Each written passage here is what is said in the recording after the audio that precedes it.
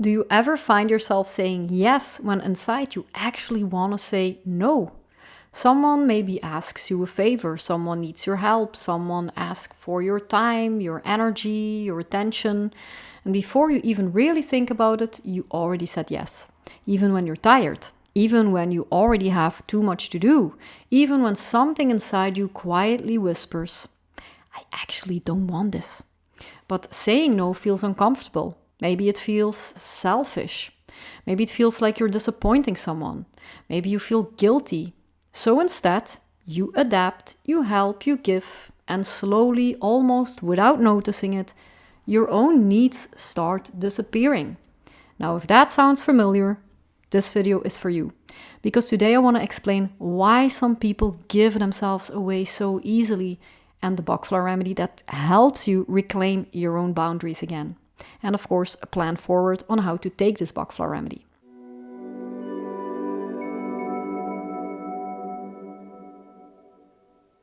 Hi, I'm Michelle. I am a Bach Flower practitioner and vibrational healer, and I help emotionally sensitive and aware people understand their inner patterns and heal them using the beautiful Bach Flower Remedies. And one of the patterns I see very often in my clients is this. People who are incredibly kind, incredibly helpful, but who secretly feel exhausted because they always are putting themselves last. Now, let's start with something important, because the problem is not that you care about people. The problem is not that you want to help. Those things are really beautiful. The problem begins when helping others slowly turns into abandoning yourself. You say yes when something doesn't feel right. You agree to things you actually don't want. You take on responsibilities that simply aren't yours. And often you do it automatically. Because somewhere inside there is a fear. Maybe it is the fear of disappointing someone. It could also be the fear of conflict, the fear of being seen as selfish. So instead of protecting your boundaries, you simply adjust yourself. And here is a deeper mechanism behind this pattern. People who struggle with boundaries are often very empathetic, very sensitive. You notice when someone needs help. You feel when someone is uncomfortable. You sense when something is wrong. And just because you do feel those things so strongly, well, your system develops a strategy. It says, it's easier if I help. It's easier if I adapt. It's easier if I keep the peace. But then over time, something very subtle happens. Your empathy starts overriding your own inner guidance. And instead of asking, what do I want? You begin asking, what do they need?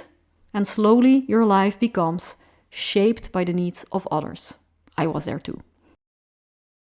Now let's go a little deeper, because this pattern usually doesn't simply appear out of nowhere.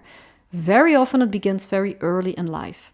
Maybe you learned that being loved meant being helpful, being cooperative, not causing problems. Maybe you were praised for being the good one, the one who helps, the one who adapts. And at first that identity feels good. It makes you kind, reliable, makes you someone people appreciate. But later it can become a trap, because instead of living from your own direction, you begin living from other people's expectations. And slowly something inside you just becomes quieter. Your own will, your own needs, your own boundaries. Sometimes this pattern develops because you grew up in a chaotic environment. Maybe there were a lot of problems in the household, tension, instability. And you learned that if you didn't cause trouble, if you didn't ask for too much, if you became very low maintenance, maybe even invisible, life would be calmer, life would be less chaotic. So you learn to make yourself very, very small, not to ask for things, not to create waves. Maybe your family was always in trouble, always in crisis, always struggling with something, and you became the person who tried to fix everything. You learned that if you helped, if you did things for others, you kept everything together. The ship would stay afloat. So helping really became your role. And over time, that role became your identity. But there is also a deeper spiritual layer to this. Because what we often call kindness is sometimes not really kindness. If it were truly just kindness, you wouldn't feel exhausted, you wouldn't feel resentful, you wouldn't feel out of balance. You wouldn't feel used. You wouldn't feel like a doormat. Very often what is happening is something much more subtle. You learned that you receive validation, attention, or even love when you are useful to others, not simply for being who you are, but for what you do, for how much you give, for how much you help. And because of that, disappointing people start to feel terrifying. Letting someone down feels unbearable. You feel guilty when you don't help. Maybe you feel very responsible for other people's well-being. But spiritually, something even deeper has happened. You have slowly lost contact with your higher self. The part of you that knows what is right for you, the part of you that carries your direction and your purpose. Because instead of listening to that inner guidance you have, your life becomes organized around serving others. And then what happens is that you lose a sense of self-determination. You lose authority over your own life. Now, sometimes serving others also in itself can be a calling, but for most people, the real calling is something different.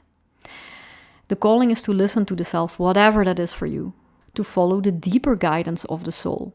And when you are constantly adjusting yourself to everyone else's needs and listening to everyone else's needs, that inner voice becomes harder and harder to hear. So the part of the healing process is learning to reconnect with your own voice again. And this is where people often begin to feel something they cannot quite explain. You may start feeling tired, overwhelmed, resentful. You give so much, but you don't feel supported in the same way. And sometimes it even feels like the more generous you are, the more people actually expect from you. And that's because the world learns how to treat us from the signals we send. If you constantly say yes, life assumes, and everyone assumes, that you are always available. Now, before we even talk about Bach Flower Remedies, I want to share a simple piece of advice from one gentle person to another that has helped me a lot personally. Whenever someone asks you something, a favor, responsibility, a task, pause for a moment and ask yourself 3 questions. First, do I actually want to do this? Not should I, not would they like me to, but genuinely, do I want to do it? Secondly, do I have the resources for it? That means, do I have the time for this, the energy, and yes, sometimes even the money for this? And thirdly, do I have the competence for it?